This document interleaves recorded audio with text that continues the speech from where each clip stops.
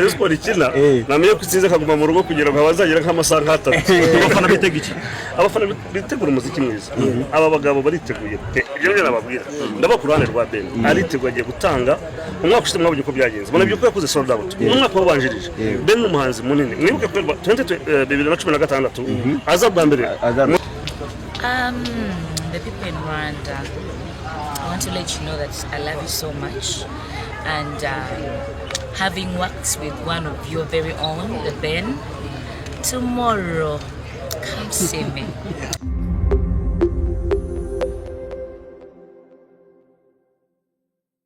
You are welcome in Rwanda. Thank you so much. How do you feel? I feel so good. It always feels good to come here. It's a very calm place, and I'm so humbled. And thank you so much for this beautiful welcome. One word for the Ben. He's amazing, and I do believe in him, and he's going to give you his best. Yeah. To see how you are excited. I'm excited. I am excited. I'm very, very excited for sure. One word for your performance. The people in Rwanda, I want to let you know that I love you so much, and having worked with one of your very own, the Ben, tomorrow, come see me. Come see me. I can't wait to sing for you, to perform for you.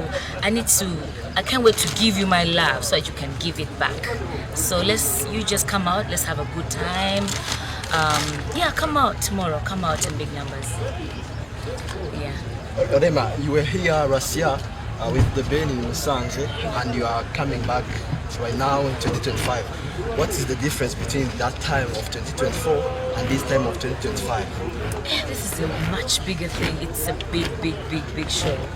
I think it's the biggest in the year, right? Yeah. It is. So I was looking forward to being here this time. I'm very excited. The other time it was nice, but it was a much smaller organization. But this is way bigger. Yeah. Yes. My last question will be, Rema, you've collaborated with B2C twice, Omeze and Gutuja, which shows that any musician you really worked with, you have a chemistry with, you can collaborate more than once. So shall we expect another collaboration with you and the Ben in the near future, like in 2026? We've been discussing it, by the way. Okay. We have been discussing it, and yeah, we have been talking about it, and I believe it's going to happen because the Ben is my brother. There's good vibes always every time we link up, and I believe even the next project will be beautiful. Shall we expect a REMA exclusive show here in Rwanda in the near future?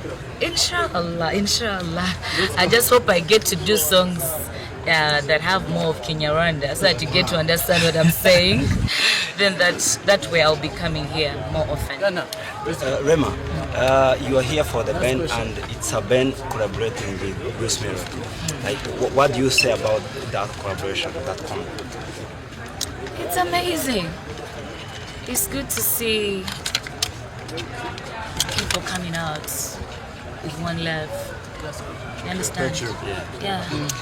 Except the band, like, do you have like any other artists here in Rwanda you wish to collaborate with? There's so many amazing artists in Rwanda. Like? Very many. Okay. Very many. Thank you. Jesus.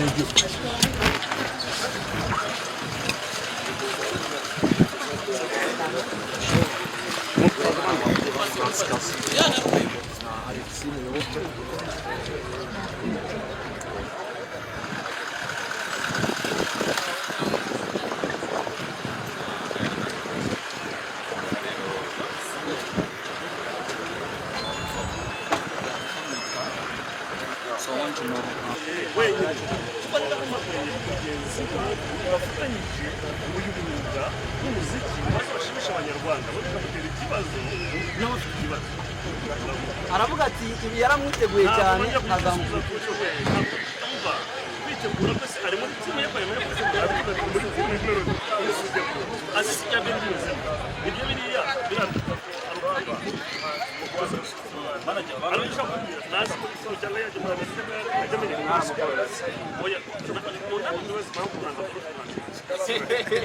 akantu wenda tukana gusoza abantu benshi bakunda kubona video muravuga ati umufana ukomeye cyane ibintu byose abikoze kubera karakazi nibo nkabya nakazi nyine akazi kaba ari akazi ati namaraje mu kazi namaraje mu kazi bose kubera no just for free ibi reka tukabibwira abafana babo uyu muzimu n'utatiye ubufatanye bungana gutya nasakudingana gutya siku mukoze project nyinshi bimatumya na gatatu n'amubyibuka ndi Burundi ibi nabikomojeho mbivuze bamwe muri mwe nanone bahano kamera bane yamabuye mvuga dukeneye bato yunguka ihereza umufana ibyishimo ihereza umunyamakuru amakuru ihereza promoter yewe amafaranga ihereza umuhanzi amafaranga menshi ibyo nabaga ni ibingi birero murabona ko abanyarwanda babyishimiye babyitabiriye abafana nyine ese ko bitajya bibundi kuri restaurant barajya interest mbimenye ariko arigiye restaurant ikina namenye ko itsinze kaguma mu rugo kugira ngo abazagera nk'amasaha nk'atatu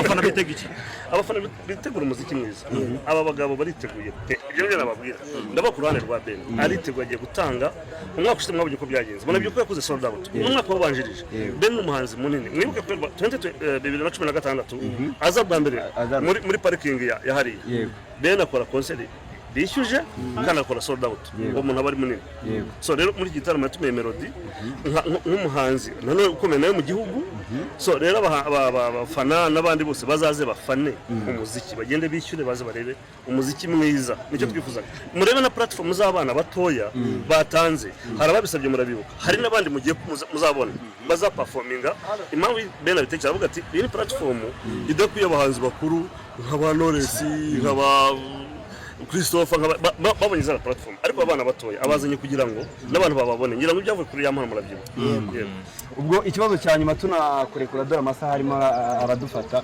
twabonye The Ben ari kuri RTV asaba His Excellency avuga ati biramutse bikunze ko yabona akanya azaze abushyikire ejo twabonye amashusho bahuriye muri KCC dushurire manari siko mubona amashusho mugenda mu mubazi rega urumva mwari muhari umujyanama kandi umujyanama Ben nta muntu agiye interview yarari hari mwaramubonye kuki mutamumbaje uri umujyanama cyo kiza tuba tugufite uri aho Ben atari uhari tuba tumufite yese ni bana gisaho umwe arimo gutegura igitaramo cya Ben ndimwe muri committee Ben inshuti yanjye Ben wa papa batatu afite urimo yego ariko ntabwo urupfa ngo ndi manager we cyangwa imabiko kubera ko ndi muri komiti itegura kandi akamaro uburenganzira bwo kubabwira information zose nkuko REMA mubonye zanga ko mbamize ko twabitegura ariko iyo bigeze hariya kuri nakwita private life ye mujye mugena mu mubaze nibyo byiza buri nawe yaryumye azababwira mu ndirimbo ati wakunze igisebo reka nkwandike yari yavuze intuzo ya nyuma kibazo cyane niba waririmbye igisebo ntabwo ndirimba ibibazo bijyanye n'umuziki na lyrics ze n'ibindi mujye mugeze mu mwegere mu mubaze kubera ko yewe akenshi muzareba mbavuga kuri events zigiye kubaze cyangwa izindi gahunda zijyanye n'umuziki ariko nibyo mu gihe cya lyrics nanjye hari igihe mubaze nta washatse kuvuga wakoze cyane murakoze cyane